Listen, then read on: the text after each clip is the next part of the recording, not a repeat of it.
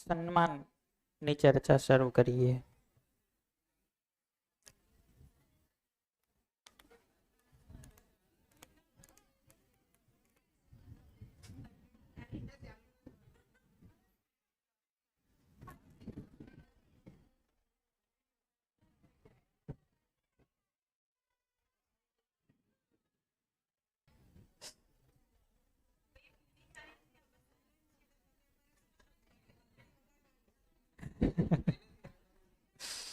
ઘંટડી ક્યાં છે? ગિરીશભાઈ સાહેબ જોડે છે.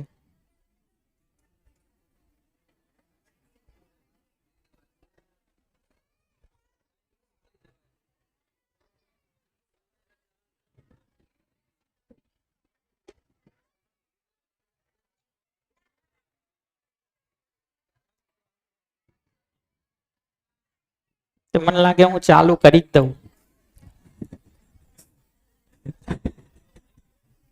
તો વિશ્વાસની ચર્ચા આપણે પૂરી કરી, જેમાં આપણે એમ જોયું કે સામેની વ્યક્તિ પણ આપણને સુખી કરવા માંગે છે અને પોતે સુખી થવા જ માંગે છે.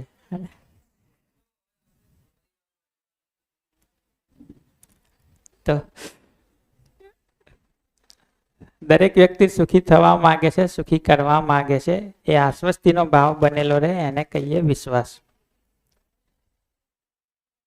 તો વિશ્વાસને આધાર મૂલ્ય એટલા માટે કીધું કારણ કે જો વિશ્વાસ હશે તો બાકીના મૂલ્યો પણ આપણા જીવવામાં દેખાશે. જો વિશ્વાસ જ નહીં હોય તો બાકીના મૂલ્યોનો કોઈ મતલબ નહીં.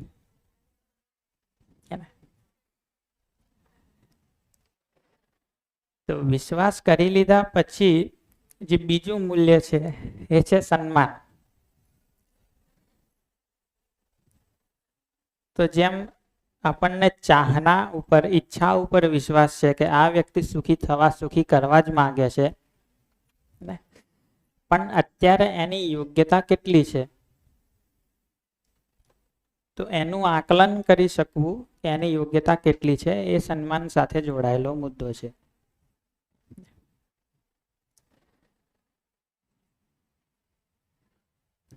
તો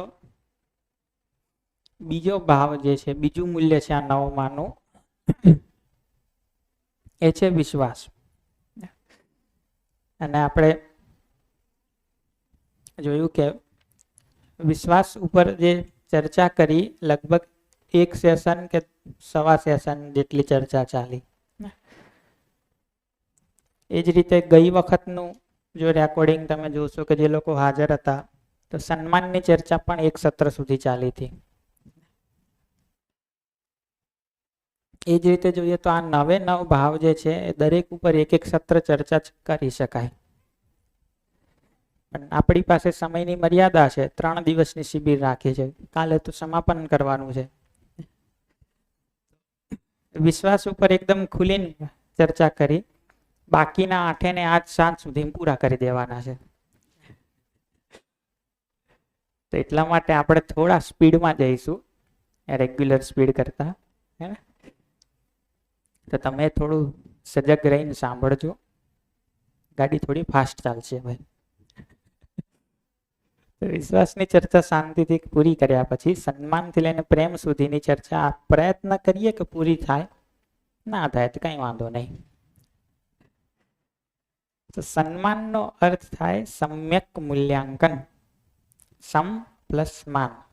હિન્દીમાં કે સંસ્કૃતમાં લખો તો સન્માન લખાય, આપણે ગુજરાતીમાં સન્માન કહીએ. પણ ઓરિજિનલ જે સંસ્કૃત શબ્દ કે હિન્દી શબ્દ જુઓ તો સમ્માન. સમ પ્લસ માન. તો સમ એટલે શું? સમ્યક. માન એટલે માપવું. તો યથા યોગ્ય આકલન કરવું એટલે એ વ્યક્તિનું સન્માન કરવું.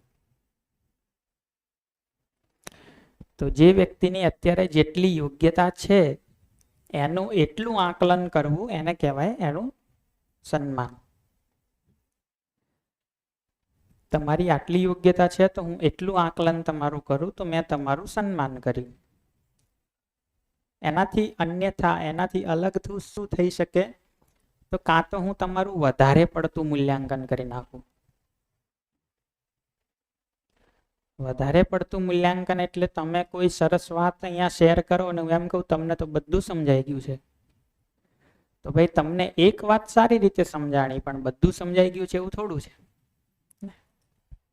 તો આ જે બધું સમજાઈ ગયું છે કીધું એ શું થઈ ગયું? અધિમૂલ્યન, વધારે પડતું આકલન. બીજું શું થઈ શકે? તો અવમૂલ્યન. તો તમારી જે સ્થિતિ છે એનાથી હું ઘણું ઓછું આકલન કરું તમારું. તમે એકનો એક પ્રશ્ન 2-3 વાર કરી લો, હું એમ કહું કે તમને તો કઈ ખબર નથી પડતી. તો આ એક વાત નથી સમજાતી એટલું બરાબર, પણ કઈ નથી ખબર પડતી એ શું થઈ ગયું? અવમૂલ્યન. અને હું એમ કહી દઉં કે તમે સાવ પથરા જેવા છો, ઝાડવા જેવા છો, તો એ શું થઈ ગયું? સાવ અન્યથા આકલન. કે ભાઈ ગમે તેવા છીએ તો માણસ.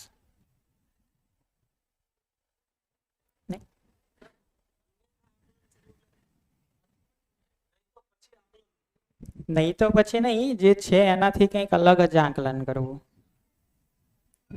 માણસને માણસ તરીકે જ ના જોવું, કંઈક અલગ જ તરીકે જોવું. ગધેડો છે ચાલો એમ, બળદિયો. હજી બળદ કહેવામાં જેમ ઓછું પડતું હે ગુસ્સો, એમ બળદિયો કરી નાખ્યું ને. હજી બળદ કહેવામાં સંતોષ નતો મળતો એટલે બળદિયો. તો એ અન્યથા આકલન. એ રીતે જોશો તો ગધેડો કહેવામાં હજુ આમ થોડું કંઈક ઓછું રહી જતું હતું, તો ગધાડો કરી નાખ્યું. તો આ બધા જે આકલન છે શું છે? અમૂલ્યન અથવા નિર્મૂલ્યન. અમૂલ્યન કહો અથવા નિર્મૂલ્યન કહો, પણ માણસ જે છે જ નહીં એવું કંઈક એને માની લો.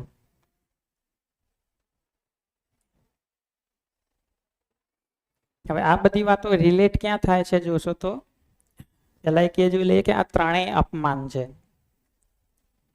આ ત્રણેય અપમાન છે. તમે વ્યક્તિના બહુ વખાણ કરી લો છો તોય અપમાન છે, બહુ ઓછું કહી દો છો તોય અપમાન છે.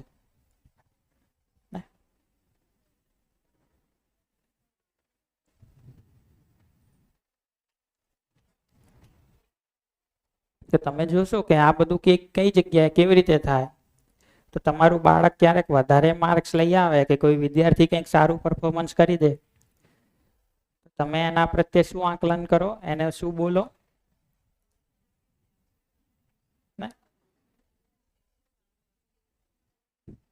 કઈ પણ કરી શકે આગળ જઈને. આ તો એકદમ બ્રિલિયન્ટ છે, આને તો બધું જ આવડે છે, આના જેવું તો કોઈ નહીં. તો આ બધું છે શું છે? તમે બાળકનું સાચું મૂલ્યાંકન કરો છો કે વધારે પડતું મૂલ્યાંકન કરો છો? તો વધારે પડતું મૂલ્યાંકન કરો.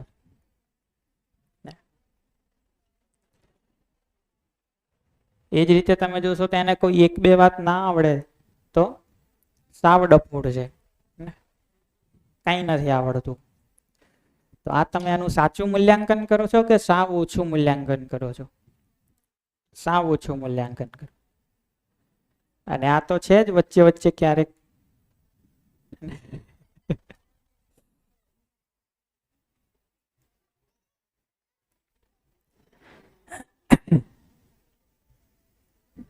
ઘરમાં જોશો તો પ્રશ્ન ક્યાં થાય ને? તમે બાળકને વધારે માર્ક્સ આપી દીધા સ્કૂલમાં માની લો ને, અને ઘરે મમ્મી પપ્પા એના ખુશ થઈ ગયા તો શું કે? આ તો મારો રાજા દીકરો છે.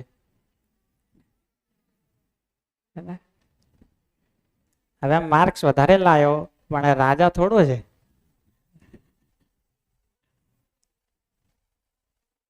પણ તમે એને એમ કહો કે આ રાજા છે,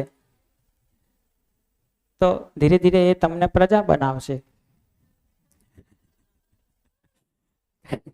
કારણ કે વગર રાજાને વગર પ્રજા એ રાજા શું કામનો?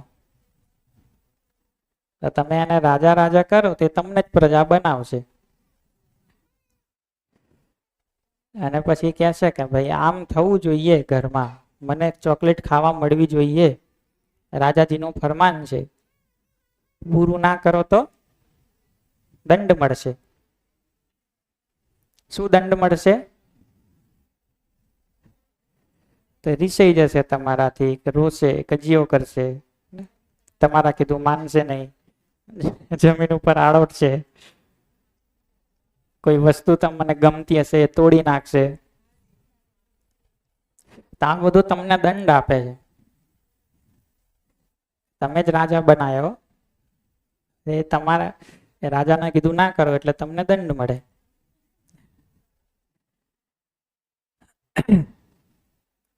પણ સ્કૂલમાં જો તો માન લો 30 જણનો ક્લાસરૂમ હોય, તો એ 30 એમના ઘરના રાજા હોય, 30 એમના ઘરના રાજા અને રાણી હોય.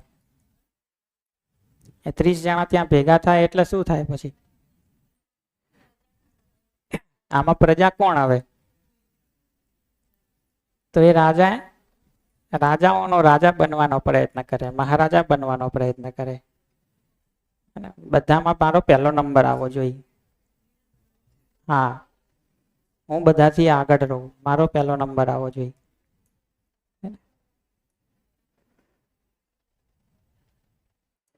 અને એ જ માનસિકતા સાથે બાળક મોટું થાય ને માન લો 10મા ધોરણમાં ફેલ થઈ ગયું, તો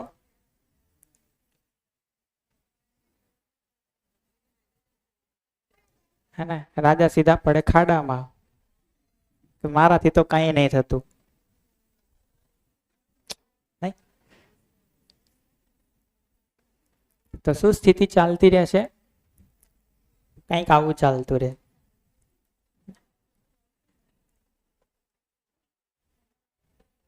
ક્યારેક જુઓ તો બહુ અધિમૂલ્યન કરી નાખ્યું, ક્યારેક અવમૂલ્યન, ક્યારેક અધિમૂલ્યન, ક્યારેક અવમૂલ્યન, ક્યારેક અધિમૂલ્યન. આજે ઉપરવાળી સ્થિતિમાં રહેતા હોય એને શું કહીએ? અહંકારમાં છે, ઈગોમાં છે. અને નીચેવાળામાં હોય ત્યારે કહીએ ડિપ્રેશનમાં છે. આવું આખી જિંદગી દરમિયાન થાય છે માત્ર, કે રોજે રોજ આવું થાય છે? દિવસમાં કેટલી વાર ઉપર નીચે જઈને આવીએ છીએ? અચ્છા, આ ખાલી બીજાની સાથે જ થાય છે કે આપણે પોતાનું અધિમૂલ્યન અવમૂલ્યન કર્યા કરીએ છીએ?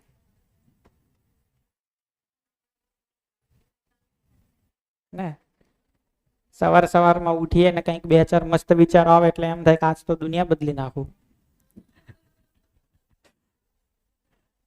આ સૂરજ મને જગાડવા માટે તો ઉગ્યો છે, કેમ કે મારે તો હવે ધરતીનો ઉદ્ધાર કરવાનો છે. હવે તો આજે સ્કૂલમાં જઈને આમ કરી નાખવું, તેમ કરી નાખવું, પેલા અમને આમ કહી દઉં, છોકરાઓને ખુશ કરી નાખવું, બધું કેટલું અધિમૂલ્યન કર્યું હોય. એમાં આવતા વળી 2 મિનિટ લેટ થઈ ગયા શાળામાં. કોકે પૂછી લીધું શું ટાઈમે તો આવતા નહીં, શું હરખું ભણાવશો તમે? આવી ગયા નીચે એકદમ ધડ લેતા, કશું થવાનું નહીં મારાથી.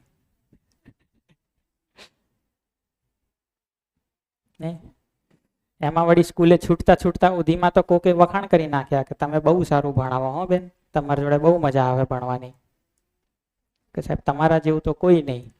તો પાછા ઉપર ચડી ગયા. જોયું, આ છોકરા ખોટું ના બોલે કોઈ દાડો. છોકરા કહે છે કે હું સારામાં સારું, તો એવું જ હોય. એમ અધિમૂલ્યનમાં ઘરે ગયા, ઘરે જઈને કીધું કે ઘરે જઈને કંઈક કર્યું ને એમાં કંઈક ભૂલ થઈ ગઈ. કોકે કીધું શું તમે છોકરાઓને શું શીખવાડતા હશો સ્કૂલમાં? પોતે સુધર્યા નહીં હતા રોજી કોદાડો. આવું જ બધું શીખવાડો, આવું જ બધું ભણાવો. આવી ગયા પાછા હેઠે, કદર જ નથી કોઈને મારી કાંઈ. એમાં વળી બપોરે હુઈ ગયા, પાછા ઊંઘીને ઉઠ્યા ને ચા પીધી, ત્યાં પાછા મૂડ બની ગયો, તે પાછા ઉપર ચડી ગયા. થાય છે આવું કે નહીં થતું? થાય છે ને? શું લાગે, આ રીતે જીવતા હોય તો જિંદગીમાં કોન્ફિડન્સ આવે?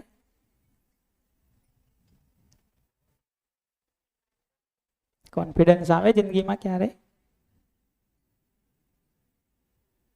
તો શું કરવું જોઈએ આના ઉપાય રૂપે? તો પોતાનું સાચું મૂલ્યાંકન કરવું જોઈએ કે ભાઈ મારી યોગ્યતા કેટલી છે, મારે હજુ કેટલું શીખવા સમજવાનું બાકી છે.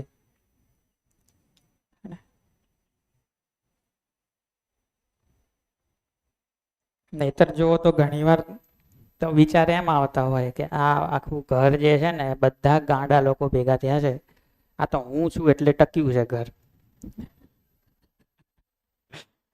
હું જો મહિનો ક્યાંક જતો રહું ને તો બધું વેરણ છેરણ કરી નાખે આ બધા ભેગા થઈને. તો ક્યારેક એમ લાગે કે બધું મારા કારણે જ છે. અને કોક વાર તો એટલું બધું લાગવા માંડે કે આખી ધરતી ગોળ ગોળ હું જ ફેરવું છું. હું ના હોત તો શું થાત દુનિયાનું. અને ક્યારેક જુઓ તો હા જે ખૂણામાં બેઠા હોય શાંતિથી, હું નતો ત્યારે ઝાડ તો ઉગતા જ હતા ને. મારા હોવાના હોવાથી કોઈને શું ફરક પડે. આ જિંદગીનું કરવાનું શું મારે.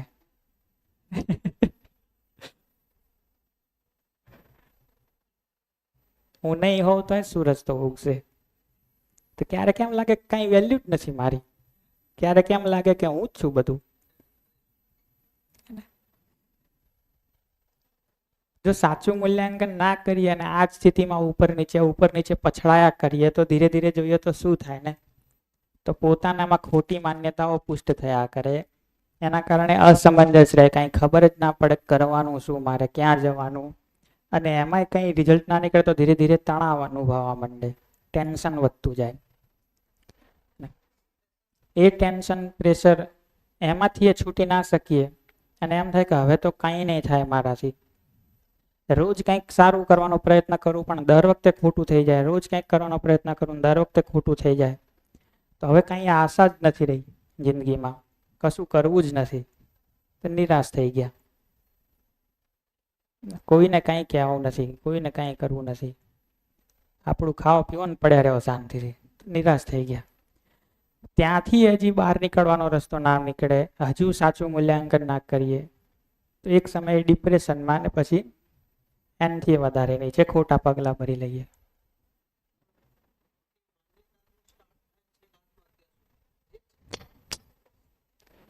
મૂળમાં શું છે, મને પોતાને જ ખબર નથી કે મારી સ્થિતિ શું છે.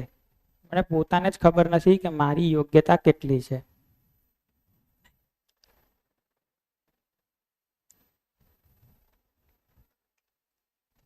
ક્યારેક જોશો તો તમને એમ લાગશે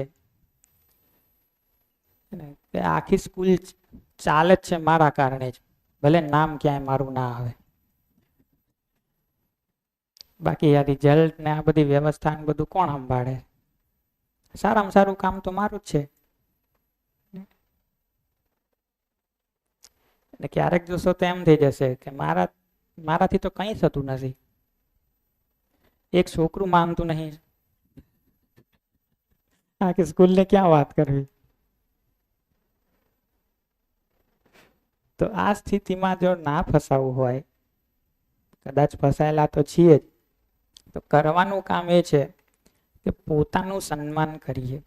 પોતાનું સન્માન કરવાનો મતલબ એ છે કે મને ખબર હોય કે મારી યોગ્યતા કેટલી છે, મારી અયોગ્યતા કેટલી છે. મને ખબર હોય કે આ સમજણની યાત્રામાં હું કેટલે છું અને હજી કેટલું મારે ચાલવાનું બાકી છે. મને ખબર હોય કે આ ભાવ વિચારની સ્થિરતા મારામાં કેટલી છે અને હજુ કેટલું કામ મારે મારા ભાવ વિચાર ઉપર કરવાનું બાકી છે. મને એ ખબર હોય કે આ ચારે લેવલની વ્યવસ્થાની સમજણ મારામાં કેટલી છે અને કેટલું હજી બાકી છે. જો મને ખબર છે કે હું ક્યાં છું, તો તમે મારું બહુ અધિમૂલ્યન કરશો. જો તમે એમ કહેશો કે વંદન તારા જેવું તો કોઈ નહીં, તો એ મને ખબર છે કે મારામાં હજી ખામીઓ કેટલી છે, કારણ કે મેં મારું મૂલ્યાંકન કરેલું છે. તો જો તમે એમ કહેશો કે ભાઈ તારા જેટલું ડાયું તો કોઈ નહીં, તો એ હું ઉપર નહીં ચડું, હું મારું અધિમૂલ્યન નહીં કરી લઉં. કારણ કે મને ખબર છે કે મારી સ્થિતિ કેટલી છે, હજી કેટલું કામ મારે કરવાનું બાકી છે, હજી કેટલું સમજવાનું બાકી છે. અને તમે જો એમ કહેશો કે કશું જ મજા ના આવી તારી શિબિરમાં, થર્ડ ક્લાસ કામકાજ છે તારું, હાવ બંધ કરી દે શિબિર લેવાનું, તો હું મારું અવમૂલ્યન નહીં કરી લઉં. કારણ કે મને ખબર છે કે ભાઈ કાંઈક તો મને સમજાણું છે. છેક ઉપર ભલે નહીં પહોંચી ગયો પણ કાંઈક તો સમજાણું છે ને, સાવ કંઈ નકામો માણસ નથી. તો તમે પણ જો તમારું સાચું મૂલ્યાંકન કરી શકો કે તમારી સ્થિતિ કેટલી છે તો કોઈ તમારા બહુ વખાણ કરે તો તમે ભૂલાઈએ નહીં જાઓ, હવામાં નહીં ઉડો. કોઈ તમારા વિશે ખોટું ખરાબ બોલી લે તો તમે બહુ નીચે નહીં પડી જાઓ, કારણ કે તમને ખબર છે કે તમારી સ્થિતિ કેટલી છે. તો એટલા માટે જે વ્યક્તિ પોતાનું સન્માન કરી લે છે એનું અપમાન દુનિયામાં કોઈ નથી કરી શકતું. જે વ્યક્તિ પોતાનું સન્માન કરી લે છે એનું અપમાન દુનિયાની કોઈ તાકાત કરી નથી શકતી. લોકો મારું અપમાન ત્યારે જ કરી જાય જ્યારે મને પોતાને જ માર્યા વિશે ખબર ના હોય. લોકો મારું અપમાન ત્યારે જ કરી જાય જ્યારે મેં જ મારું સન્માન નહીં કર્યું, મને જ ખબર નથી કે મારામાં શું છે ને શું નથી. એટલે હું મારી યોગ્યતાનું સર્ટિફિકેટ બીજા જોડેથી મેળવવાનો પ્રયત્ન કરું કે તમે મારા થોડા વખાણ કરી દો તો મને એમ થાય કે ના હું સારો. એટલે હું સતત એ જ પ્રયત્નમાં રહું કે બીજા મારા વખાણ કેમ ના કરે. નહીં? અને એમાં જો કોઈક એમ કહી દીધું કે ના વખાણ તો દૂર રહ્યા, અમે તો નિંદા કરીએ છીએ, તમારી વખોડી કાઢીએ છીએ, તો પાછું ટેન્શનમાં આવી જઈએ.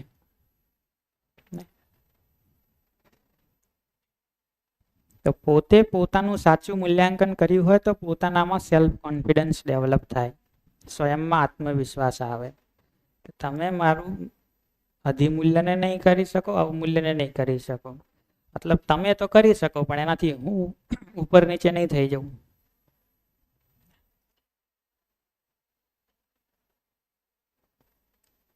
તો બાળકો સાથે પણ જો નાનપણથી એ ટેવ પાડવામાં આવે કે ના એનું અધિમૂલ્યન કરીએ ના એનું અવમૂલ્યન કરીએ, એનામાં જેટલું છે એટલું એને કહીએ અને જેટલું બાકી છે એટલું એને કહીએ, તો આપણા બાળકમાં, આપણા વિદ્યાર્થીઓમાં સેલ્ફ કોન્ફિડન્સ ડેવલપ થાય. અત્યારે તો કાં તો બાળકોને છેક પર્વતની ટોચ ઉપર ચડાવી દઈએ, કાં તો છેક ખીણમાં મૂકી આવીએ. એ જ્યાં છે ત્યાં એનું મૂલ્યાંકન કરીએ.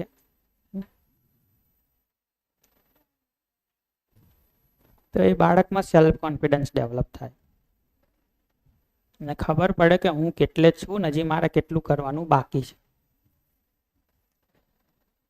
તો ઘણીવાર બાળકોને પ્રોત્સાહન આપવાના નામે આપણો ઈરાદો સારો હોય કે એને પ્રોત્સાહન આપીએ, પણ પ્રોત્સાહન આપવાના પ્રયાસમાં આપણે એનું એટલું બધું અધિમૂલ્યન કરી નાખીએ કે અહંકારમાં જતું રહે બાળક. ને ક્યારેક આપણને એમ હોય કે આને થોડી ટકોર કરીએ, પણ એ ટકોર એટલી જ ખતરનાક ટકોર કરીએ કે એકદમ નીચે આવી જાય.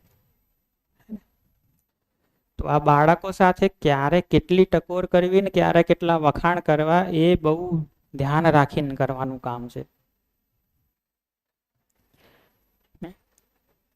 નહીતર ક્યારે ઉપર ચડી જશે ને ક્યારે નીચે પછડી જશે નહીં ખબર. તો બાળકો સાથે પણ બહુ બારીકીથી કામ કરવાની જરૂર છે, ખાસ કરીને નાના બાળકો સાથે, કારણ કે એમને તો તમારા પ્રત્યે વધારે લગાવ હોય, તમે જે કહો એનું મહત્વ વધારે હોય એના માટે. કદાચ એના મમ્મી પપ્પાનું જેટલું નહીં સાંભળતું એટલું તમારું સાંભળે. અને જો તમે એને અધિમૂલ્યન અવમૂલ્યનમાં ઉપર નીચે કર્યા કરો તો એનો કોન્ફિડન્સ ડેવલપ નહીં થાય, પરથી એ ધીરે ધીરે ડિપ્રેશનમાં જશે.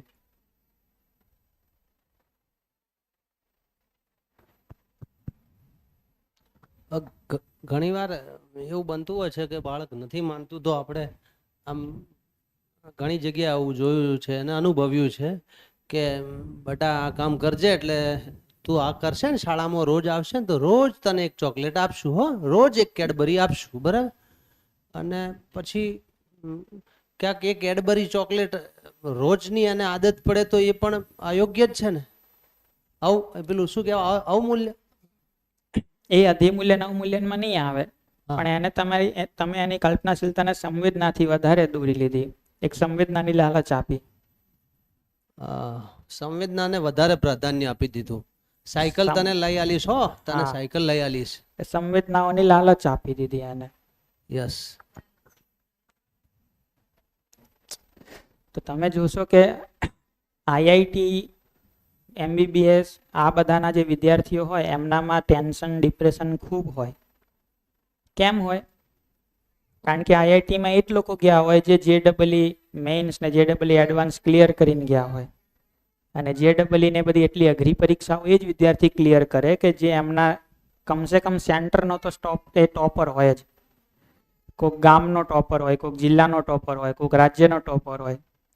એટલે ઓલરેડી બધા મહારાજાઓ હોય. અને જેણે કોઈ દિવસ પહેલા નંબરથી નીચેનું પદ જોયું જ ના હોય, હંમેશા પહેલા નંબર ઉપર જ રહ્યા હોય. અને એમના શિક્ષકોએ, એમના મા બાપે, સમાજે એમનું એટલું બધું ગૌરવગાન કર્યું હોય કે એક તો છે કે અહીંયા ટીવી તોડીને આની બહાર નીકળી ગયા હોય. એટલા બધા અધિમૂલ્યનમાં હોય. હવે IITના એક ક્લાસમાં 120 સંખ્યા હોય અને 120 એવા લોકો ભેગા થયા હોય. હવે શક્ય છે કે તમે કોઈ દિવસ બીજો નંબર નતો જોયો ને તમારો 70મો નંબર આવે ક્લાસમાં. છે જ ને ભાઈ, તમારા જેવા 120 જણા ભેગા થયા હોય જો, તો કેટલા લોકો પહેલા નંબરે રહેશે? હવે મા બાપને એમ થાય કે અત્યાર સુધી તો પહેલા નંબરે હતો, આ 170મા નંબરે. અને જે 100 થી નીચે જતા હોય એને તો એમ થાય હા હા નરકમાં આવી ગયા. 110મો નંબર, 112મો નંબર. એટલે પછી ધીરે ધીરે નશો કરવાનો ચાલુ કરે, કાં તો બીજું ત્રીજું કંઈક ચાલુ કરે, કાં તો સુસાઇડ કરવા માંડે. એ બધું, આ બધું આપણને લાગે કે આપણે એમને પ્રેરણા આપીએ છીએ, પ્રોત્સાહન આપીએ છીએ. આ બધું બહુ ડેન્જર વસ્તુઓ છે. સમજ્યા વગર જો એ દિશામાં એમને ધકેલ્યા કરીએ, ઉપર ચડાયા જ કરીએ. એના બદલે એમને એટલું કહી શકાય કે તને આટલું આવડે છે, સારું કહેવાય. બસ. એવું કહેવાની ક્યાં જરૂર છે કે તારા જેવું કોઈ નહીં, તને તો બહુ જ બધું આવડે, તું તો કંઈ ખાસ કરવા માટે જ જન્મ્યો છે. આવું બધું કહેવાની ક્યાં જરૂર છે?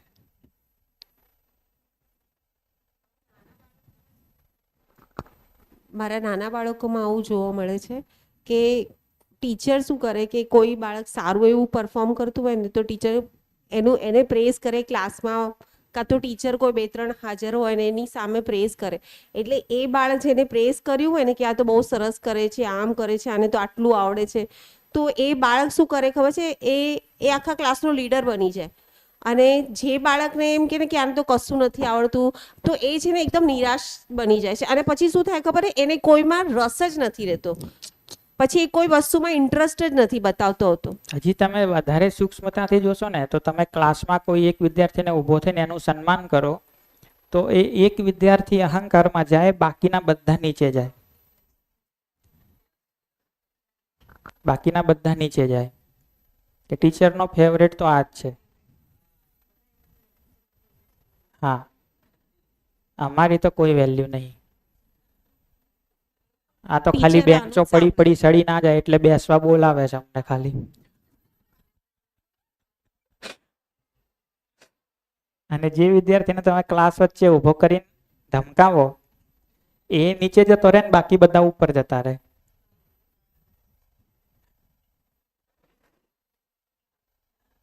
એટલે આ બધું બહુ બારીક બારીક કામ છે. આટલા બધા વિદ્યાર્થીઓ સાથે કામ કરવું, કોણ ક્યારે ક્યાં ઉપર નીચે જાય છે, કોને સાચવવું, થોડું વધારે ઉપર હવામાં ઉડતો હોય તેને થોડો ટકોર કરીને નીચે લાવવો, જે બહુ નીચે નીચે જતો હોય એને થોડો ઉપર લાવવો, અને એ માપીને જે બહુ ઉપર જતો એને પછી એટલું નીચે નહીં લઈ દેવાનો કે છેક અંદર જતો રહે, અને જે નીચે નીચે જતો હોય એને એટલો ઉપર નહીં ઉપાડી દેવાનો કે પછી આ તમને ના ગાંઠે.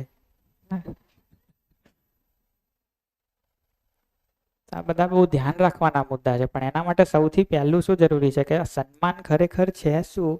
હું મારું તો સન્માન કરું તો મને બાળકોની ખબર પડે.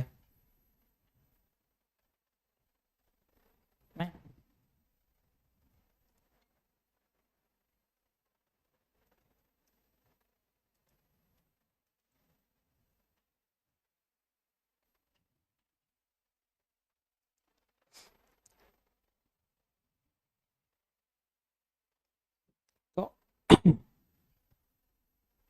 સન્માન ના કરીએ તો જે અપમાન કરીએ છીએ એ કયા કયા આધાર ઉપર અપમાન કરીએ છીએ એનો એક નાનકડો ચાર્ટ છે. આપણે ભેદ કરી દઈએ લોકો પાસેથી, એ જેવો છે એવો એને નહીં જોતા. તો કયા કયા આધારે ભેદ કરીએ? તો એક તો શરીરના આધારે ભેદ કરી દઈએ. શરીરના આધારે શું ભેદ કરીએ? તો એક તો ઉંમરના આધારે ભેદ કરીએ. તો કોઈના વિશે એવું કહી દઈએ કે આ તો નાનો છે એટલે એને ના ખબર પડે. તો આ આયુના આધારે, ઉંમરના આધારે એનું અપમાન કર્યું. અને બહુ મોટા હોય તો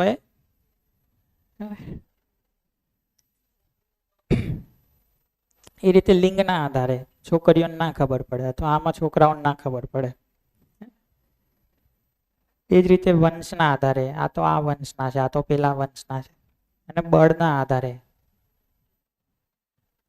આ રીતે શરીરના આધારે અપમાન કરીએ. ખરેખર તમે જોશો તો દરેક ઉંમરના બાળકને કે દરેક ઉંમરના વ્યક્તિને સન્માન જોઈએ જ છે. કોઈ નાના બાળકનું તમે અપમાન કરો તો એ એને સ્વીકાર્ય નહીં થતું.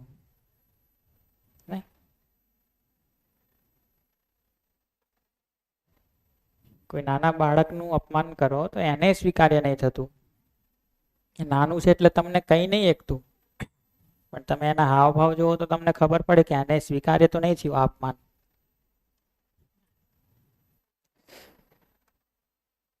એ જ રીતે સુવિધાઓના આધારે જુઓ તો ધનના આધારે અને પદના આધારે અપમાન કરીએ.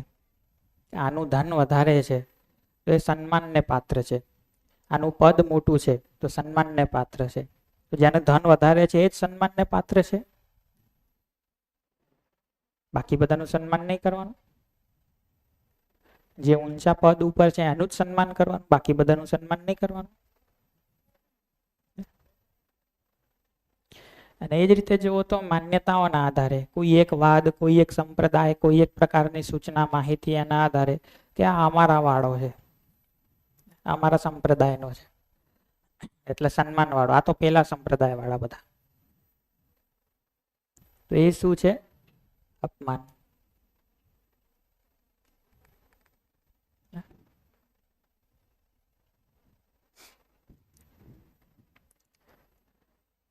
અને જ્યાં જ્યાં આ પ્રકારે ભેદ થાય છે ત્યાં તમે જોશો તો વિરોધ અને આંદોલન જોવા મળે જ છે.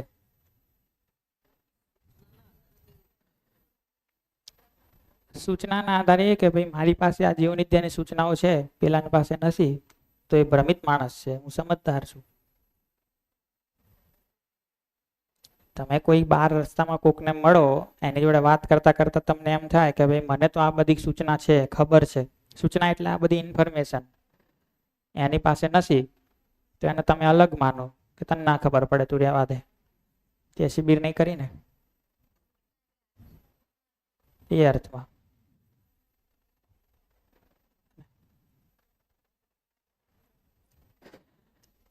તો આ પ્રકારના અપમાનોની સામે જ્યારે કોઈ એક માણસ ઊભો થાય, એક માણસ એનો પ્રતિકાર કરે તો એને કહેવાય વિરોધ. ઘણા બધા માણસો જોડાઈ જાય તો આંદોલન. આ બધું એક જ છે. વાદ એટલે આ વાદ, પેલો વાદ, જેમ કે કોઈ નિરાકારવાદમાં માને, કોઈ સાકારવાદમાં માને, કોઈ રાષ્ટ્રવાદમાં માને, કોઈ વામપંથ, આ બધા સંપ્રદાયમાં પણ એવું છે, સૂચનામાં પણ એવું છે. એના આધારે જે ભેદ પાડ્યા, એ શું ભેદ પાડ્યા કે આ આપણા, પેલા પારકા, એમને ના ખબર પડે, એમનું સન્માન નહીં કરવાનું, આમનું સન્માન કરવાનું. તો વિરોધનો અર્થ થાય કે આ સન્માન જ્યાં નથી થતું, આના આધારે જ્યાં અપમાન થાય છે ત્યાં કોઈ એક વ્યક્તિ એનો પ્રતિકાર કરે છે અને એની સાથે ઘણા બધા જોડાઈ જાય છે, ત્યારે એ આંદોલન બને છે.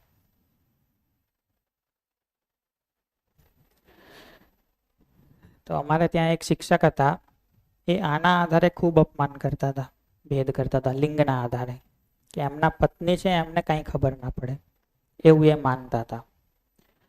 તો કોઈ મહેમાન આવે તો બધી વાતો એ જ કરે, બેઠા બેઠા સોફામાં બેઠા બેઠા, પત્નીને ખાલી ચા પાણી આપવાના, વાતો કઈ નહીં કરવાની. ઘરમાં કોઈ નિર્ણય લેવાનો હોય તો નિર્ણય બધો કોણ લે? તો એ જ નિર્ણય લે કે ભાઈ તને શું ખબર પડે, એ રીતે. તો એમને એકવાર દાંતને તકલીફ થઈ તો ગયા ડેન્ટિસ્ટ જોડે. એટલે પછી બધી સારવાર કરી ડેન્ટિસ્ટે. પછી કીધું કે તમારે રૂટ કેનાલ કરાવવા આવવું પડશે. એટલે એ દિવસે એને એમની પત્ની બે રૂટ કેનાલ કરાવવા ગયા. પછી આમને મોઢામાં રૂનું પૂમડું ભરીને બેસાડ્યા બહાર. ને પછી કીધું કે બેન તમે આવો, તમારી જોડે થોડી સૂચના આપી લઉં તમને દવાની ના અંતે બધું.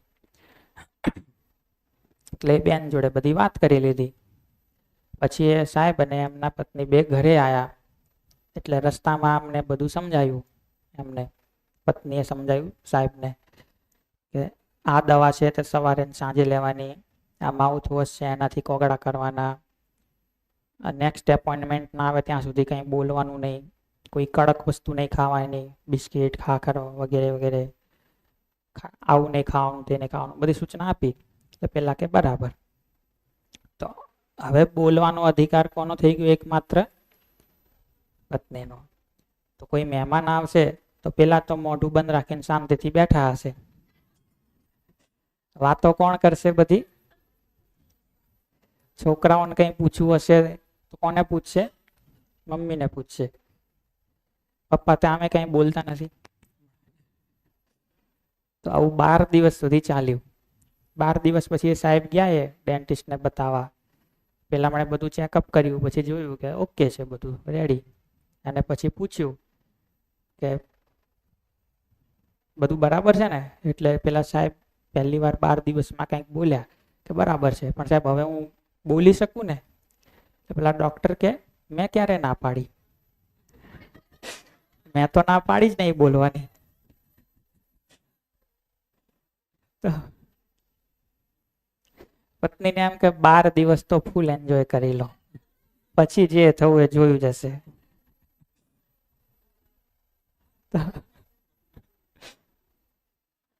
તો આ એમનો શું થયો?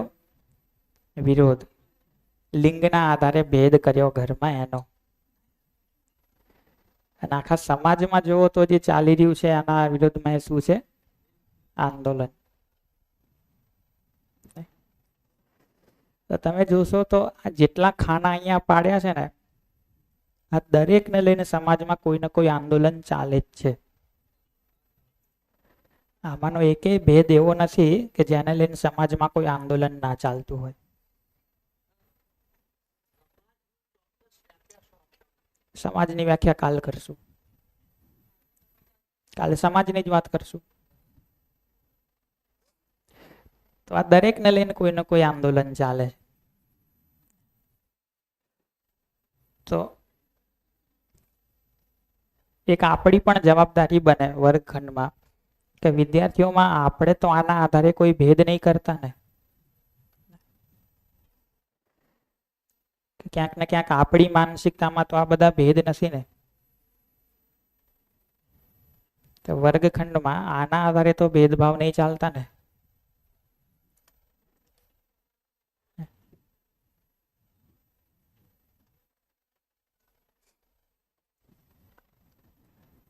તો આના પર કોઈએ કંઈ કહેવું હોય, કંઈ પ્રશ્ન હોય તો બોલો, તો આપણે આગળ વધીએ.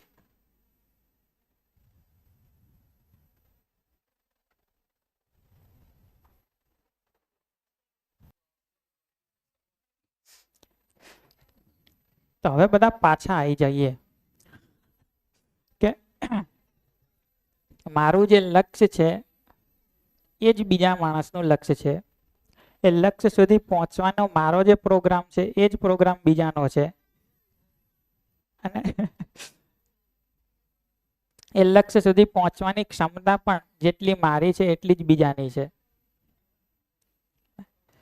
પછી એ કોઈ પણ જાતિ હોય, કોઈ પણ લિંગ હોય, કોઈ પણ ઉંમર હોય, કોઈ પણ પદ હોય, ગમે એટલું ધન હોય,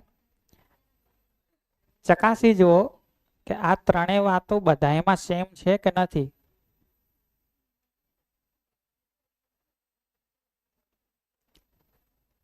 લક્ષ્ય, કાર્યક્રમ, ક્ષમતા. લક્ષ્ય શું છે? સુખી થવું. સુખી કઈ રીતે થઈશું? તો સમજીને, સારું જીવીને, ભાવ વિચાર વ્યવસ્થિત કરીને. ક્ષમતા, ત્યાં સુધી પહોંચવાની મારી એ છે, એની એ છે, કોઈ પણ વ્યક્તિને. તો આ જે ભેદ જોયા અહીંયા, આમાંના એકેય ભેદમાં આમાં ભેદ પડતો હોય એવું નહીં થતું. મતલબ કે પેલાના કારણે આનામાં કંઈ વેરિએશન આવતું હોય એવું થાય છે કે નહીં થતું, એને જરાક તપાસી જુઓ. તો અલગ અલગ રૂપિયાવાળા, અલગ અલગ જાતિના, અલગ અલગ પદવાળા, અલગ લિંગના, અલગ અલગ ઉંમરવાળા બધાયનું લક્ષ્ય સુખી થવાનું. સુખી થવા માટેનો કાર્યક્રમ પણ બધાનો એ કે સમજશે તો સુખી થશે, અને સમજવાની ક્ષમતા એ બધામાં છે. તો આ આધારે જુઓ તો એમ લાગે કે જે સામેની વ્યક્તિ છે એ મારા જેવી જ છે, મારામાં ને એનામાં કંઈ બહુ ભેદ નથી. જેટલી ક્ષમતા મારી છે એટલી જ ક્ષમતા એની છે. કાર્યક્રમ જે મારો છે એ જ એનો છે, લક્ષ્ય જે મારું છે એ જ એનું છે. તો આટલું સ્વીકારો, એને કહેવાય સન્માનનો ન્યૂનતમ ભાગ, એક મિનિમમ રિક્વાયરમેન્ટ કે તમે સામેની વ્યક્તિનું સન્માન કર્યું. તમારી સામે જે પણ વ્યક્તિ છે, તમે એમ જોઈ શકો કે એ સુખી થવા માંગે છે, તમે એમ જોઈ શકો કે એ સમજીને જ સુખી થશે, અને તમે એમ જોઈ શકો કે એનામાં સમજવાની, સમજીને સુખી થવાની ક્ષમતા છે. તો તમે એ વ્યક્તિનું સન્માન મિનિમમ લેવલ ઉપર કરો છો. ઠીક.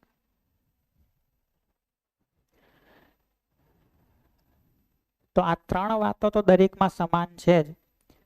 ચોથું જેમાં થોડો ફરક છે એ છે યોગ્યતા, કે ભાઈ હાલ કેટલું સમજાણું છે. ભાઈ ક્ષમતા તો મારી છે બધું સમજવાની, તમારી એક ક્ષમતા છે બધું સમજવાની, પણ હાલ આપણે કેટલે પહોંચ્યા છીએ. તો એમાં એક પોસિબિલિટી તો એ છે કે તમે મારા કરતા વધારે સમજણા છો. જો તમે મારા કરતા વધારે સમજણા છો તો હું તમારી પાસેથી શીખવા માટે, સમજવા માટે તત્પર રહીશ.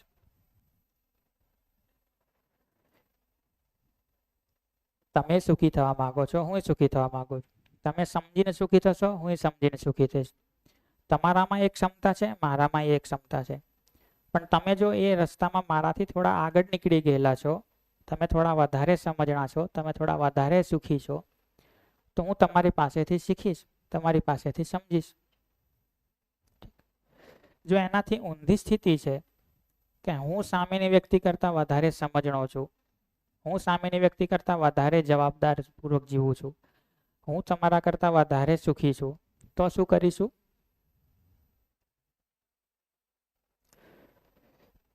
તો સીધું એને સમજાવવા નહીં જઈએ, પણ શું કરીશું કે પહેલું કામ તો એ કરીશું કે સામેની વ્યક્તિની ભૂલોથી, સામેની વ્યક્તિના ખરાબ વ્યવહારથી પ્રભાવિત થયા વિના, કોઈ શરત વિના હું એની સાથે જવાબદારીપૂર્વક જીવીશ. અને જ્યારે એ વ્યક્તિ મને સમજદાર સ્વીકારે ત્યારે હું એનો સહયોગ કરીશ.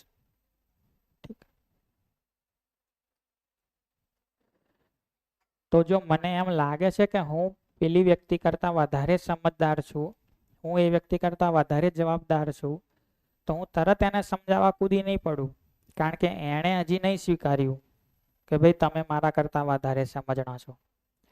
તો મારું પહેલું કામ તો એ છે કે હું એની સાથે જવાબદારીપૂર્વક જીવીશ. હું એની સાથે ભાવ સારો રાખીને સારો વ્યવહાર કરીશ. આવું લાંબા સમય સુધી જો ચાલશે તો સામેની વ્યક્તિને ધીરે ધીરે એમ દેખાશે કે મારા ભાવ વિચાર આગા પાછા થઈ જાય છે, પણ આના ભાવ વિચાર સ્થિર છે.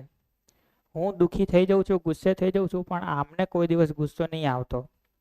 આવું જ્યારે એ વ્યક્તિને આશ્વાસન થશે ત્યારે એ તમને સમજદાર તરીકે સ્વીકારશે, ત્યારે તમે એની મદદ કરી શકશો.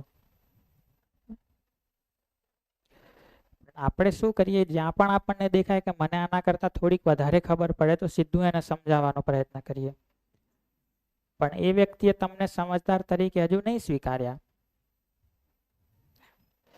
તો એ વ્યક્તિ તમારી વાત નહીં સાંભળે. પછી તમે કહો કે આ બીજા લોકો કેમ મને સમજતા નથી, અથવા એ લોકો ખોટું કરે છે તો એ મારી વાતની કેમ કોઈ અસર નહીં થતી. કારણ કે આ પહેલું સ્ટેપ તમે હજુ નહીં કર્યું, કે જે પ્લેસમેન્ટ વાળું સ્ટેપ છે, કે જ્યાં તમે જવાબદારીપૂર્વક કોન્સ્ટન્ટ જીવ્યા કરો છો, એ વ્યક્તિથી ભૂલો થયા કરે છે, દુઃખી થયા કરે છે, તો એક સમય એ વ્યક્તિ પોતાની જાતને તમારાથી નીચે સ્વીકારશે. અને એ જ્યારે સ્વીકારે ત્યારે પછી પેલો સમજણનો ફ્લો તમારામાંથી એનામાં જશે. અત્યારે તો તમે જ અમને જેટલા ઉપર માનો છો, પેલો તમારાથી ઉપર માનીને ચાલે છે પોતાની જાતને. તમે એમ માનો છો કે હું એને સમજાવું, પણ એ લોકોને તો એમ જ છે ને કે તારા કરતા તો વધારે મને ખબર પડે. તો તમે તમારું લેવલ અહીંયા માનીને ચાલો છો, પણ પેલો તો છેક અહીંયા માનીને ચાલે છે, તો તમારું થોડી સમજણ ત્યાં ચડશે ઉપર. પણ તમે તમારી જવાબદારી પૂર્વક જીવ્યા કરો, તમારો વ્યવહાર સારો રાખો, તમારો ભાવ સ્થિર રાખો, તમે સંબંધમાં જવાબદારી તમારી નિભાયા કરો, અને તમારી સ્થિરતા જોઈને એક સમયે એ વ્યક્તિ પોતાની જાતને નીચે સ્વીકારશે કે મને મારી સમજણ ઓછી છે તમારા કરતા, તમે મારા કરતા વધારે સ્થિર છો, તમે મારા કરતા વધારે સમજણા છો. ત્યારે પ્લેસમેન્ટ થશે, પછી તમારી સમજણનો પ્રવાહ એના સુધી જશે. તો આ પણ બહુ મહત્વની વાત છે.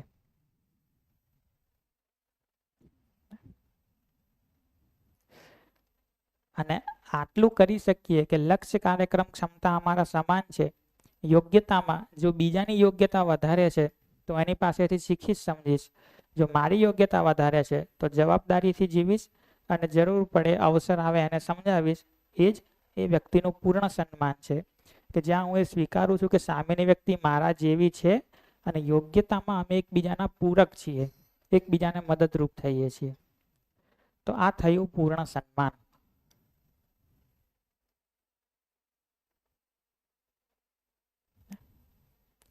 આ થયું પૂર્ણ સન્માન.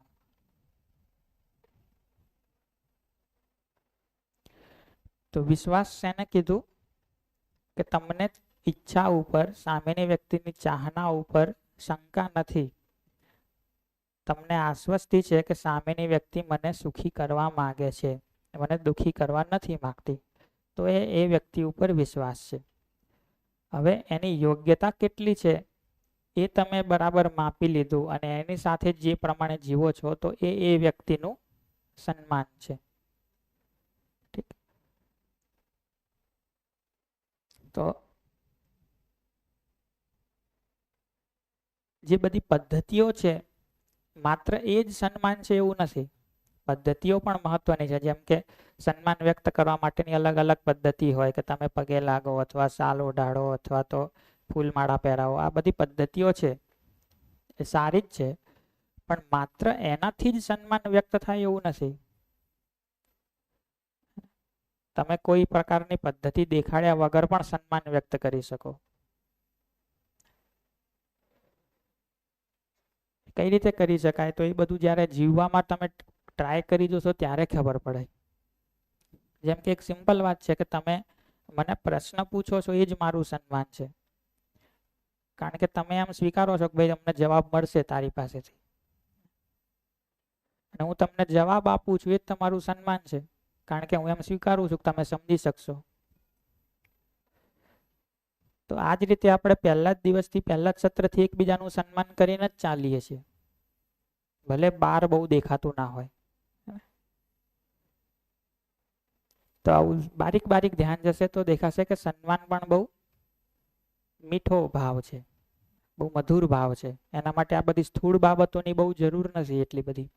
કરો તોય ઠીક, ના કરો તોય ઠીક.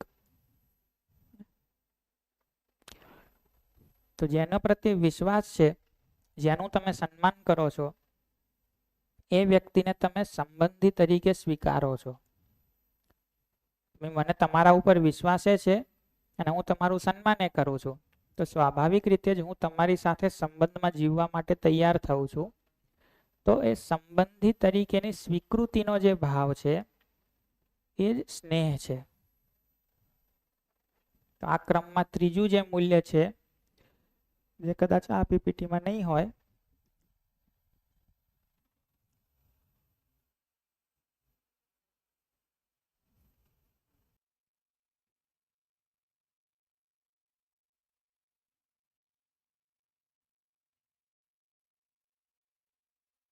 મારા સુખ સમૃદ્ધિ માટે છે.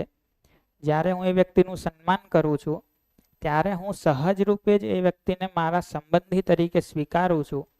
અને એ સંબંધની સ્વીકૃતિનો જે ભાવ છે, એ વ્યક્તિ પ્રત્યે જે નિર્વિરોધિતા છે, કે મને એનાથી કોઈ વિરોધ નથી, એ ભાવ જ સ્નેહ છે.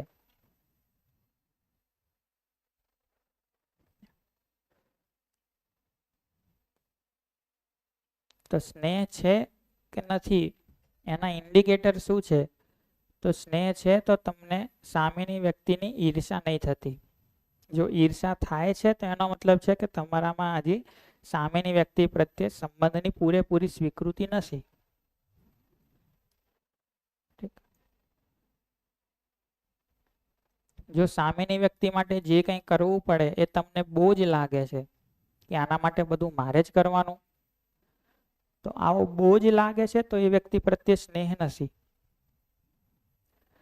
અને જો તમે હિસાબ રાખો છો કે મેં આટલું કર્યું એણે કેટલું કર્યું, તો આ હિસાબ પણ જ્યાં રાખવામાં આવે એ પણ સ્નેહ નથી.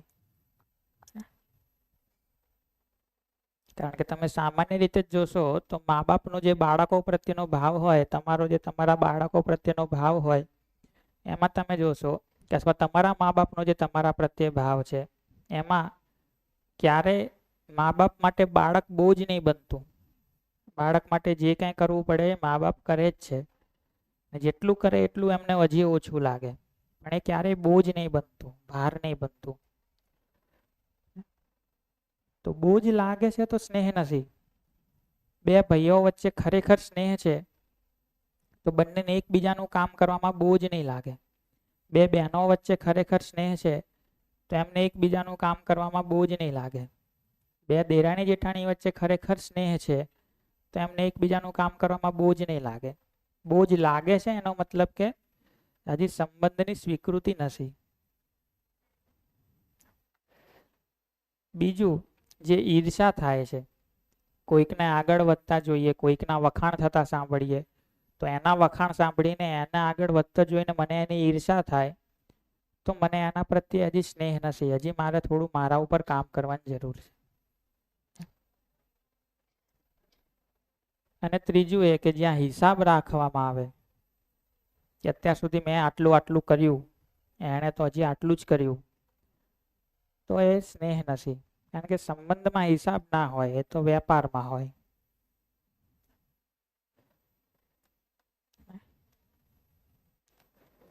તો તમે જોશો કે મા બાપે એમના દીકરા માટે કેટલા રૂપિયા ખર્ચે એનો એમની પાસે કોઈ હિસાબ નહીં હોય, અથવા આજ સુધી કેટલા કેટલા કામ કર્યા એનો એમની પાસે કોઈ હિસાબ નહીં હોય. તો એ સ્નેહ છે. જો હિસાબ રાખ્યો હોય તો સ્નેહ નથી. તો આ થયું ત્રીજું મૂલ્ય, વિશ્વાસ, સન્માન અને સ્નેહ. સ્નેહ કે જ્યાં તમને સામેની વ્યક્તિ પ્રત્યે સંબંધની સ્વીકૃતિ છે. સંબંધની સ્વીકૃતિ છે તો હવે ઈર્ષા નથી, દ્વેષ નથી. એકબીજા પ્રત્યે પરસ્પર પૂરકતા છે, એકબીજા પ્રત્યે જવાબદારી છે, એકબીજા માટે જે કંઈ કરવું પડે એ કરવાની નિષ્ઠા છે. તો એ સ્નેહ છે.